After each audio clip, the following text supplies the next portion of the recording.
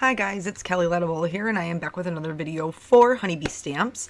As you can see, I am totally feeling spring. If you've been following my videos, you know I am all about just embracing as much spring in my craft room as I possibly can because it just refuses to arrive in Ohio. So I'm using Silent Night, the stamp set and the die. I'm using the birds and the bees. I thought I was going to use the die, but turns out I didn't because I don't know how to pre-plan a card. And then I'm using the dearly loved stamp set and dies. So my game plan going in was to stamp a couple trees in the background, stamp a tree separately, die cut it, pop it up, and then die cut my deer, pop my deer up. That was my game plan. Now, in this set, this tree, quote unquote tree, is actually a branch because you know I'm all about getting more out of my stamps. And especially in the spring, like all the trees barely have leaves on them. And then they start to get their little blooms, and cherry blossoms are my favorite. There is 2 little flowers in the stamp set that look just like cherry blossoms. And I was like, yes, I will use you. I will use you and you will make me happy. Pretty much what happened. Exactly what happened, in fact. So I did have to cut a mask for the tree, which was not the worst mask I have ever had to cut, but it is a little bit challenging. I'm gonna be real with you. If I had done it the way I had originally intended to, this would not have been necessary because I would have stamped 2 trees in the background and then popped one of them up. So the masking wouldn't have been necessary. Not what I did. So clearly, here we are. Now this branch has like a natural arch to it. I'm going to pick it up with my Misty, and then I'm just going to move the base of it so this one's standing straight so it doesn't look like 2 of the exact same tree. And then I'm going to stamp that down. Speaking of stamping, I am using the Gina K Amalgam Black ink because it is Copic safe, and I am pretty much using nothing but Copic markers on this. So I'm going to stamp this one down. And then I'm going to, with the other one masked, is when I'm going to go back and stamp the other tree. And I did it the same way where I moved the base of the tree so it wouldn't all look like the same tree. Now, I wanted it to be a scene because you know how I love scenes. And so I needed to fill in a little bit of the area in the background. And in the Silent Night set, there's this little tree that doesn't have any leaves or anything on it. And so I thought, okay, well, I'll use this is Warm Wool by W+9. I don't know if you would call this a cool brown or a warm gray, but it is somewhere in between the two. And then I used 2nd generation stamping as 1st generation and 2nd generation to kind of fill in that area. So some of the trees are darker than the other ones, which I really like because I didn't want this to be a focal point. Remember, I just wanted it to kind of fill in the background and give my forest, my field, no, it's definitely not a field, there's mad trees in this thing, my forest, a more full feel. So I did have to mask to do that part of it, but again, probably wouldn't have been a huge deal if I had been popping up the tree. The little cherry blossoms, I'm not masking for any of this, I'm just filling them in the areas around the leaves where I can fill them in, and then your eyes just kind of got to make the connection. There are a few areas where I did mask the tree, but I just used like the side of one of the pieces of masking tape. Oh, which by the way, I was using Eclipse masking paper. Masking tape? Masking paper. I think it's masking paper. I'm not really sure. I link it. You know I do. So then here in the Silent Night set, there's like these little grasses, which I love because obviously deer are not only out during the winter. And so I'm stamping these down in green ink. And eventually when we get to the end of it, you're going to be like, Kelly, why did you even stamp those down? And I will explain to you why I did, because I had a purpose. So this is a fairly narrow strip, maybe 3/4 of an inch. And so I wanted mine to come up a little higher, so I just stamped it twice. Now I'm going to stamp this deer, which I love, but I didn't realize how big the deer was. The deer is a very good size. So this is where the tree situation went awry, where my game plan with the tree went awry. But I'm not mad at it because ultimately I really love the way the card came out. I wanted a springtime card, and that is exactly what I got. Here, we're going to be coloring the tree and the flowers on this separate sheet of paper. Because remember, I thought I was going to be die cutting it. I didn't.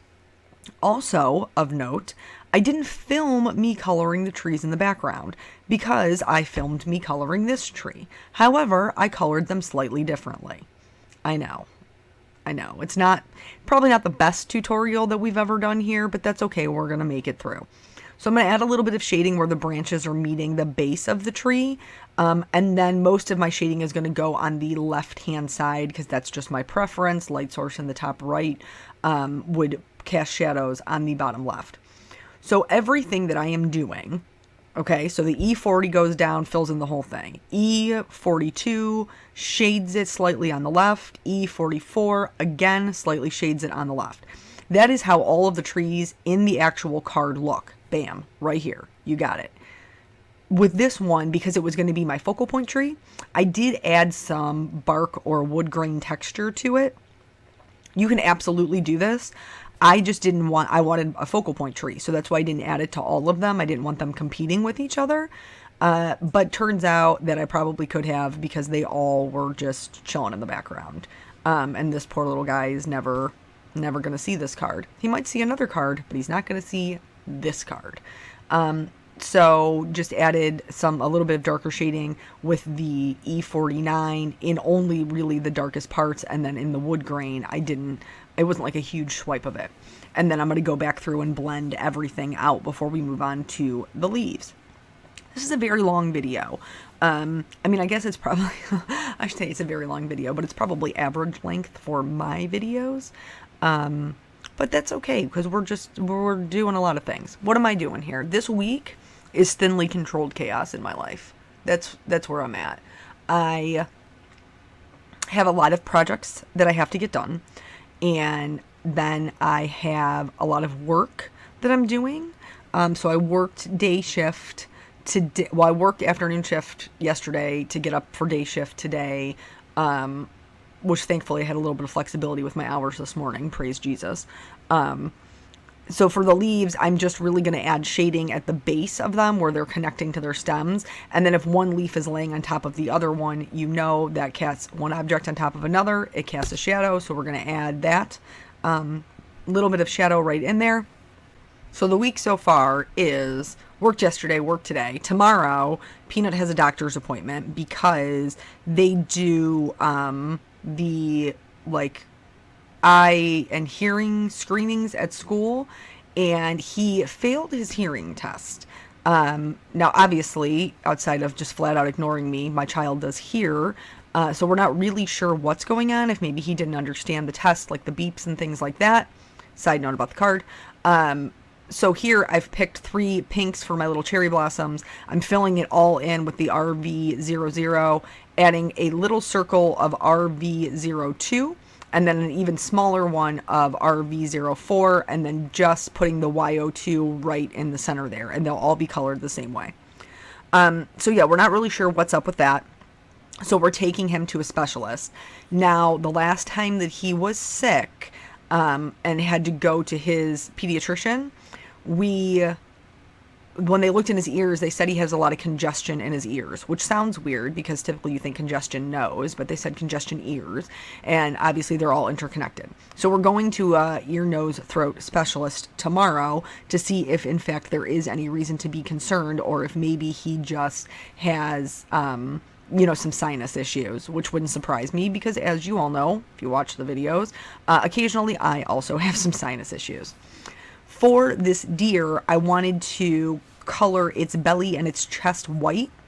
I also added a little bit of shading of this to the bottom of his face and that side of his neck, because of the way he's facing. That would actually be the front of his neck, where this white already is. And I am really playing up kind of the fuzziness that's drawn into his, I almost called it chest. I guess it is chest hair. Chest fur. That's what I'm going with. And so I'm really just only adding a little bit of shading to the lines that are already there, and then just a few kind of flicks of color in the center so that it gives a fuzzy texture. And then I'm adding shading to the belly where his leg is coming up over his belly. and where the other one is tucked back. And then I thought it would be cute to get him a little white fuzzy tail because, well, that's adorable, honestly. Now you can see me continually shading his back ear with the gray. This is strictly because I was not paying attention. And at some point I will fix it when we get to the browns. But the inside of his ear would be that like lightish gray pink color. It's not pink yet. Don't worry. You're not seeing things.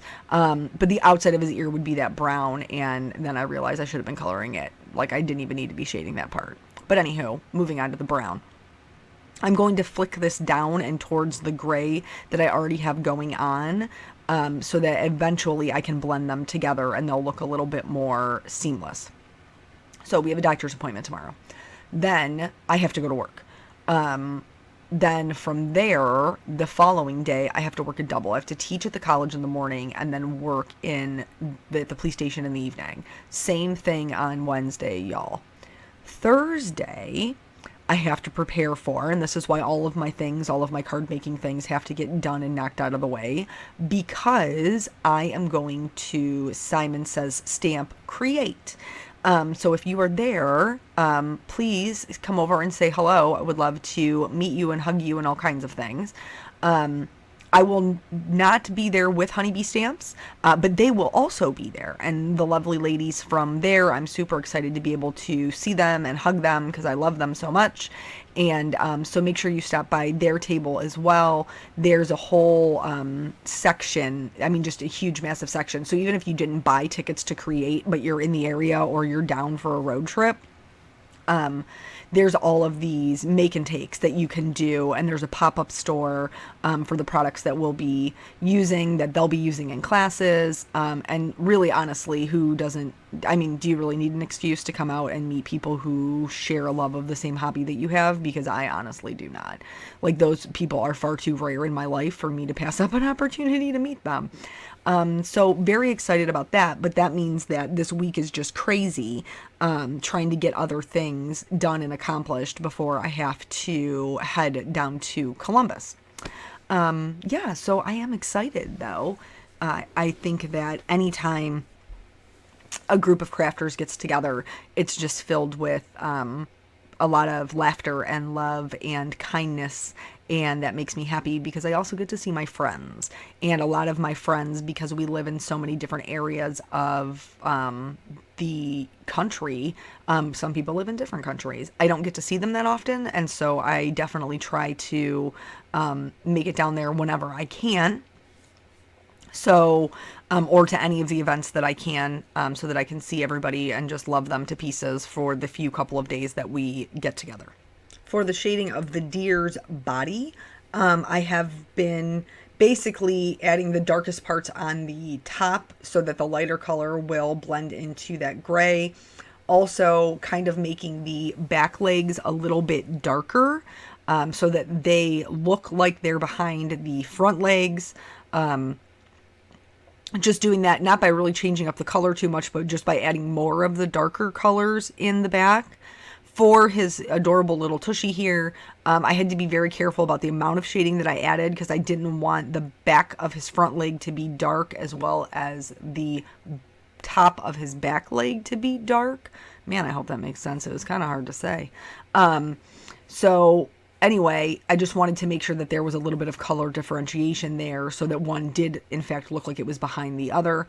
Now that all of that is done, we're going to go back through, blend them out. You know the deal, lightest to darkest, darkest to lightest, so that everything is all filled in the same color that I want. I love, this is like my go-to. My Copic go-to for browns is the E50 family. I just love them. They are my favorite. And I just think it's such a perfect deer color. Like, it's just such a warm brown, which is why I chose the cooler browns, the E40s, for the trees, so that they would stand out from each other and there wouldn't be any competition. Speaking of things that Copics that are my favorite. So for a long, long time, you guys have all asked me, like, what are your favorite Copic combinations? Do you have a page? Do you have a thing I can look at? Do you have a guide? And I just always felt like there were so many out there that I didn't need to have one. Like, there were just so many out there for every individual artist. And so I never put one together. I actually bought mine off of Jennifer McGuire's recommendations because she loves bright colors. I love bright colors. So it made sense to me to just go ahead and purchase most of the ones that she recommended. Then from there, because Jennifer and I are obviously very different artists, very different card makers, and I do Copic color more than she does, I eventually added some lighter tones and darker tones to the recommendations that she had and made my collection my own. And since I have strayed so far from the original one that I purchased, because for years I've just been sending you guys over to Jennifer's. Like, these are the ones I started with. You know, that was my beginner set. I bought a Groupon, and then I just went to, I think it was Jerry's Artorama that my Groupon was for, courtesy Libby Hickson. Thank you, Libby, all those years ago. And so I went there, and then I just bought all of the ones that I could buy with my Groupon, and that's how I started my Copic collection. I'm adding little white dots. There are dots that are drawn on this deer, so for the most part I followed those, and then I just added in some smaller ones, and then I also added them on the top of the head and along the little flower stamen. I'm going to outline everything because you know how I roll. I love that bold black outline, and really at the end of it, the only die cut that ended up being outlined was the deer because it's the only one that I used that was an image. So anywho, I did finally come up with a Copic recommendation list. It's on my blog. I shared it over on the community page of YouTube.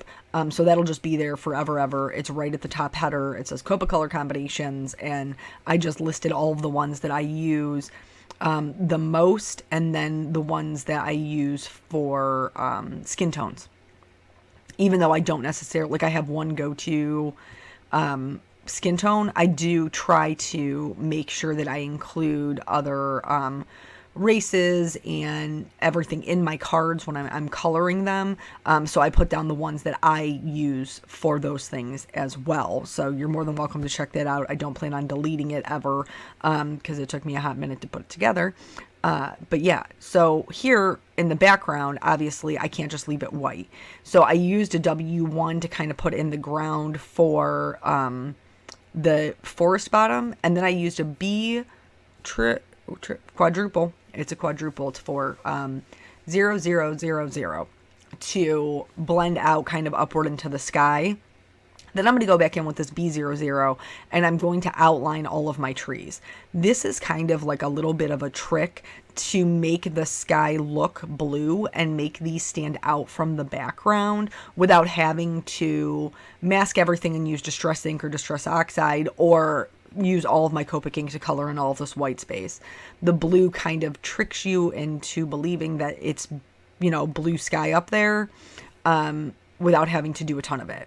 Now I brought down the W1 a little bit lower, and now I'm adding in some YG01 on top of that because obviously the forest floor would not just be brown, it would have some green in it. And I am coloring over all of the stamping that I did before. This is something that's a cool little trick. So we stamped the grass and the trees in the background in W+9 ink. Now, there's specific ink that is Copic friendly, which means it doesn't smear or lighten or any of those things when you put Copics over it. W+9 ink is not that kind of ink. However, if you use them together, you can get a softer or a more blended look. So it makes them really good for like no line coloring or things like this where I want to push those into the background. I can just color right over top of them, and it kind of varies the color by lightening it up. So depending upon what kind of look you're going for, you hear us say all the time, you know, it's Copic friendly. That just means it won't smear. That doesn't mean you can't use other inks with your Copics. It just depends on what you're looking for. For the grass, did this the way that I always do, filled it in with my lightest color, and then went back through with each consecutively darker color and just used small flicking motions to create some grasses. I'm not really looking for any kind of uniformity here, and they taper off as they move towards the back of the card because you wouldn't see as much detail, but he's in a wild field, so I don't need to worry about, you know, whether or not my grass are all the same length. It doesn't matter. Once that's done, this is why I use the stamp, this right here. Now you can see the stamp amongst all of these grasses in real life, but I used them to create flowers. I'm just doing 3 little dots right on top of it so that it looks like a field of flowers. It is difficult to see on camera, I'm not going to lie to you guys, but in real life, the recipient of this card will be able to see those little flowers. I'm going to go ahead and die cut all of my things and then realize I wasted all of my time coloring this tree and these flowers, but that is what it is. I wanted to use the die cuts that match this Dearly Loved set, because I think that the script is just beautiful. One of my favorite things about Honeybee Stamps is their script sentiments. I just love them. And so in order for it to say Dearly Loved, I wanted them to be matchy-matchy, so I'm doing some heat embossing. This is I treated it, words are hard.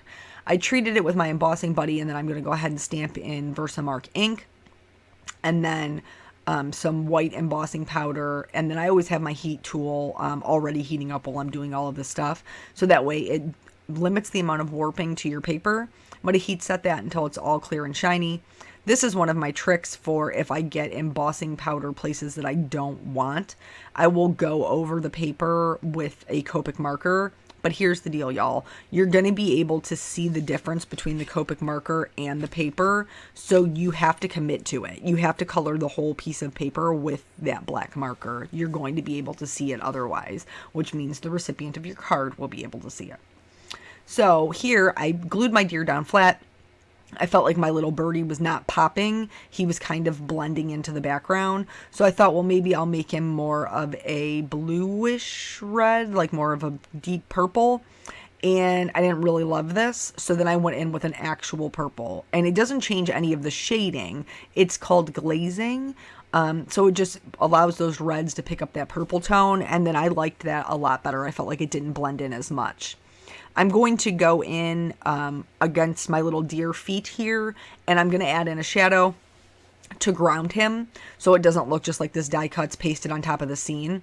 However, that does mean that I have to do the little grasses right up over my die cut. This may make some of you nervous, but you can tell it's starting to blend his little feet into the grass, so it does look like he is more part of the scene, where at the top that white border makes him pop out from the trees. So I really liked the way that that looked. I'm going to use the same thing, Tombow Mono Multi Glue, to put together my sentiments. So just adding some glue onto the back of my white die cut. Originally, I had these reversed. I die cut the Dearly script in black and then the outline in white, and I didn't like that nearly as well. I just felt like it popped better with the black. So I'm going to glue that down, and then I'm going to cover both of these things with just all of the Scotch foam tape. Just all of it. And you know I hate the little finicky bits. I don't like them at all, but sometimes it's necessary in order to get the look that you want. So I have all these little teeny tiny Scotch foam pieces that I have cut to fit my die cut. Going to remove all the backing paper off of those so that I can stick it down. I kind of angled it a little bit because I thought that that would be cute, and then I'm going to tuck in the little loved right underneath that. So it says Dearly Loved, which, come on, that's so charming. It's just such a cutie little thing to say. And then I'm going to add some clear Wink of Stella to my bird and then to my flowers. And then that is it. That's pretty much the whole card right there. So thank you guys so much for joining me. And then if you're in town next weekend, I hope to be able to see you. And I know the girls from Honeybee will be excited to meet you as well. Thank you guys so much for joining me, and I will catch you in the next video. Bye.